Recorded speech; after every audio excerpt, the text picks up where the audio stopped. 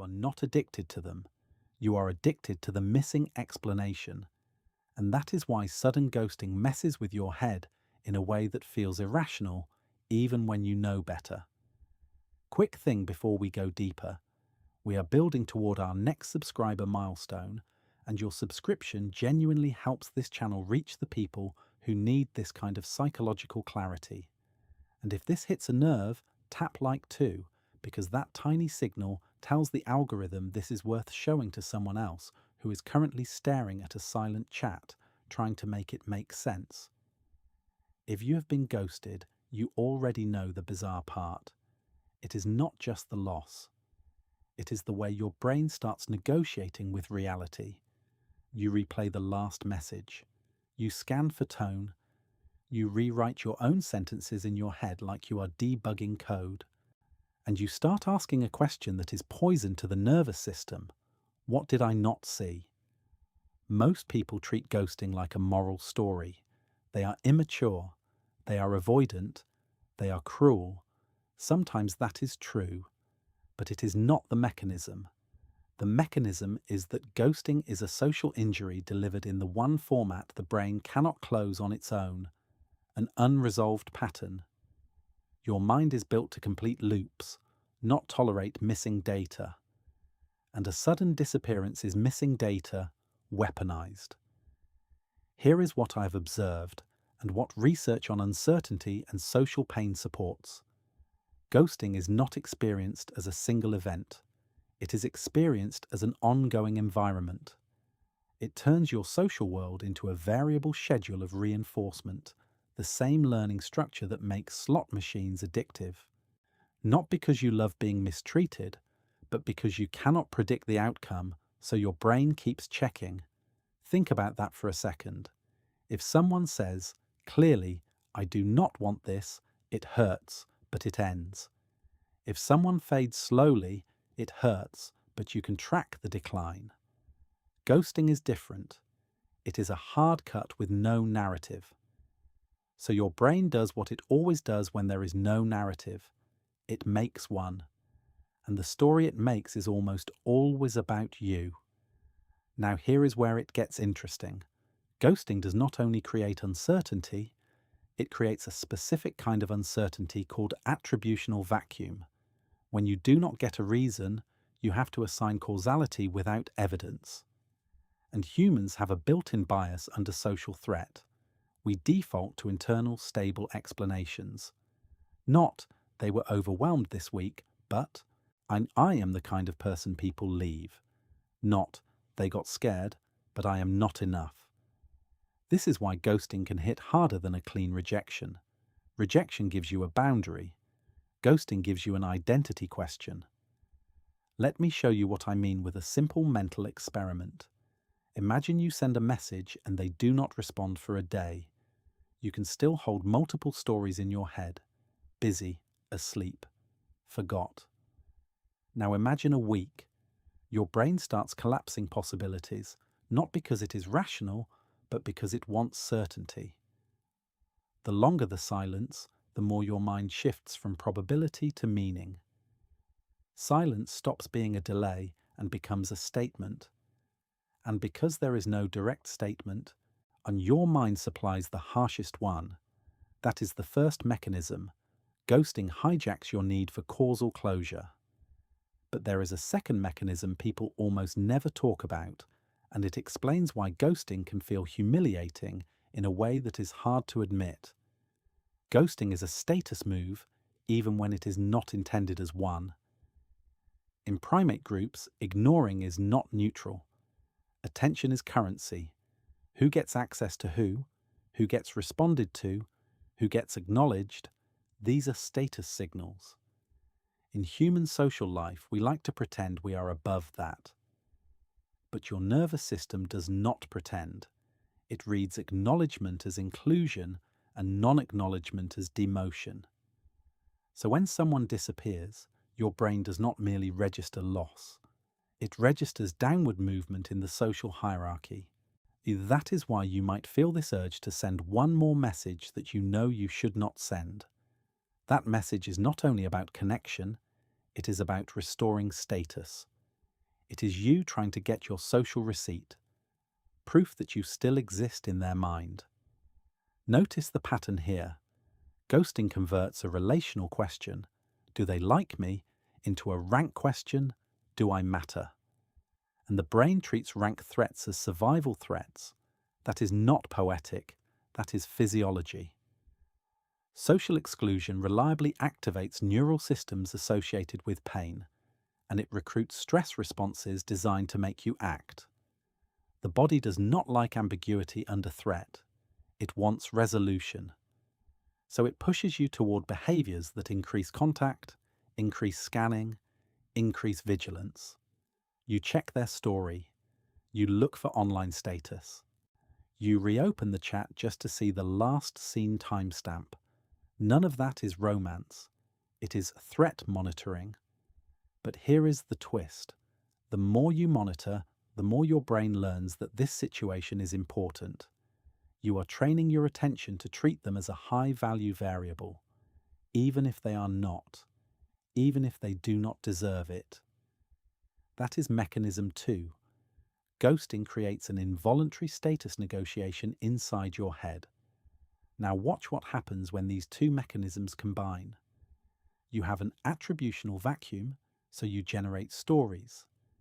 You have a status threat, so you generate urgency. The result is what I call a self-updating narrative trap. Each time you check and find nothing, your story updates in the worst direction. They do not care. I was foolish. I was used. And because the nervous system hates being wrong, you keep checking for new data to revise the story. But the absence of data is the data. That is the trap. If you have ever felt like you were becoming someone you do not recognize after being ghosted, more anxious, more obsessive, more self-doubting, that is why. It is not weakness. It is a predictable system response to an unstable social signal. Now, a lot of people stop there and say, okay, so ghosters are avoidant, and yes, avoidant attachment can be involved. But if you only use attachment theory, you miss the most important piece. Ghosting is often less about fear of intimacy and more about fear of moral discomfort. Let me explain. When someone ends things cleanly, they have to do 3 psychologically hard tasks. They have to tolerate being seen as the bad guy, even if they are not. They have to tolerate the other person having an emotional reaction, and they have to hold a coherent self-image while causing pain. That is a lot for the average ego to carry. So ghosting becomes a self-protective illusion. If I do not say anything, I did not do anything. If I do not read their reply, I do not have to feel it. If I disappear, I can preserve the version of myself that is kind but busy. Not cruel, just overwhelmed. Not rejecting, just distracted. This is not just cowardice. It is a cognitive strategy called moral disengagement. People create distance from the consequences of their actions so they can avoid guilt. Silence is distance. No confrontation, no feedback, no human face in front of them, so their empathy circuitry stays quiet. And in a digital environment, this is dangerously easy. The interface lets you treat a person like an icon you can swipe away. Here is what makes this truly interesting. Ghosting is not only about avoiding your feelings, it is about avoiding information that would force self-update. If they tell you the truth, you might respond in a way that shows maturity. You might say, I understand, thank you for being honest. And then they would have to confront the fact that they could have done this respectfully, which means their silence was a choice. And that threatens their self-concept. So they disappear, and your confusion becomes the shield protecting their identity. That is mechanism 3. Ghosting is often identity maintenance, not just conflict avoidance. Stay with me, because now I am going to flip the whole thing. The most destabilizing part of ghosting is not what it says about them. It is what it forces you to do with your own mind. Sudden ghosting turns you into a mind reader against your will. You start simulating their perspective. What were they thinking? Did I come on too strong? Did my last joke feel weird? Did I double text too soon? And on the surface, that looks like you are trying to understand, but psychologically, you are doing something else. You are trying to regain control by predicting the rules. Because if you can find the rule you broke, you can prevent it next time. Your brain would rather believe you made a fixable mistake than accept a more terrifying possibility that sometimes people vanish for reasons that have nothing to do with your value and you cannot control it. So you choose the painful belief because it gives you agency. Let that land. And people often blame themselves after ghosting, not because they hate themselves, but because self-blame is an attempt to feel powerful. If it was my flaw, I can correct it. If it was random, I cannot.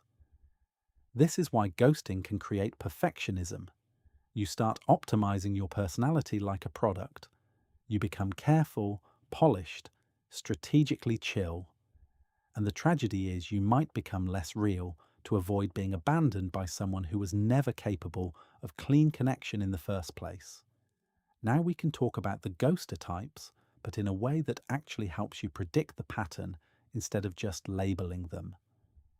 There are at least 4 psychological profiles that produce sudden ghosting, and they feel similar on the receiving end, but the underlying engine is different. First, the conflict minimizer. This person experiences any emotional confrontation as a threat. Their nervous system treats hard conversations like a physical danger. They disappear because silence is the quickest way to reduce arousal.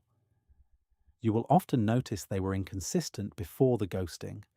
Enthusiastic, then distant, then back again. That is a regulation pattern, not a romance pattern. Second, the self-image curator. This person is addicted to being perceived as good. They can be charming, even thoughtful, but they cannot tolerate being the one who disappoints. So they avoid closure because closure requires ownership. Their ghosting is less panic and more reputation management inside their own head. Third, the novelty chaser. This person is not bonded to you, they are bonded to stimulation. When the early dopamine curve declines, they do not end things. They simply stop investing, not because you did something wrong, but because their attention is built like a feed. And feeds do not say goodbye, they just scroll. Fourth, and this one is uncomfortable, the strategic ghoster. This person uses silence as leverage, not always consciously, but functionally. They disappear to increase your pursuit, to reset the power balance, to keep you available without commitment. If you have ever been ghosted and then they returned with a casual message like nothing happened, that is not forgetfulness. That is a test. Will you accept a relationship with no accountability? Now, here is the part that ties everything together, and it is the payoff you can actually use. Ghosting is not just a behavior. It is a boundary failure disguised as an ending, and your brain keeps suffering because it cannot tell which boundary was violated. Was it the boundary of communication, the implied agreement that we respond to each other? Was it the boundary of respect, the sense that I am owed a basic explanation? Was it the boundary of reality, the shared narrative of what this connection even was? When those boundaries blur, you do not just lose a person, you lose the map. And humans can tolerate pain better than they can tolerate a broken map. So here is the mental model I want you to keep. I call it the 3 signals framework. When someone disappears, your mind will automatically chase meaning in 3 places: self, them, and the system. Self is, what is wrong with me? Them is, what is wrong with them? The system is, what kind of environment makes this normal? Most people get trapped in the first 2. They either self-blame and shrink, or they demonize the other person and get stuck in anger. Both are incomplete. The third signal is the one that frees you. The system signal is recognizing that modern communication platforms create low-friction exits and high-friction closure. Closure requires words, empathy, time, and discomfort. Ghosting requires one action: doing nothing. The default setting of the environment is silence. So the question is not only, why did they do this to me? The deeper question is, what standards do I require to participate in any connection in this environment? Because once you see ghosting as a boundary failure, you can respond like a person with a map. You stop begging the ghoster to give you closure, and you start giving yourself classification. Not closure, classification. Classification sounds cold, but it is psychological mercy. It means you decide, based on behavior, what category this person belongs in. Capable of repair, not capable of repair. Safe, unsafe, emotionally available, emotionally opaque. You are not trying to read their mind anymore. You are reading their pattern. And that is the ultimate insight. The opposite of being ghosted is not being chosen. The opposite of being ghosted is being in relationships where reality is speakable. So if you want one concrete thing to do, it is this. When the silence starts, do not ask, how do I get them back? Ask, what does this behavior train me to become if I keep engaging with it? Because that question bypasses the addiction to missing explanation and forces you into the only power you actually have, choosing the kind of relational reality you will live in. You can still feel the loss. You can still miss them, but you stop turning their absence into a referendum on your worth. And I will end on this because it completes the loop from the beginning. You are not addicted to them. You are addicted to the unresolved pattern. So the moment you can name the pattern, you can finally stop feeding it. If this changed how you see ghosting, tell me in the comments what part hit the hardest and what you have noticed that other people seem to miss. The most dangerous relationships are not the ones that end. They are the ones that end without ever admitting they were real.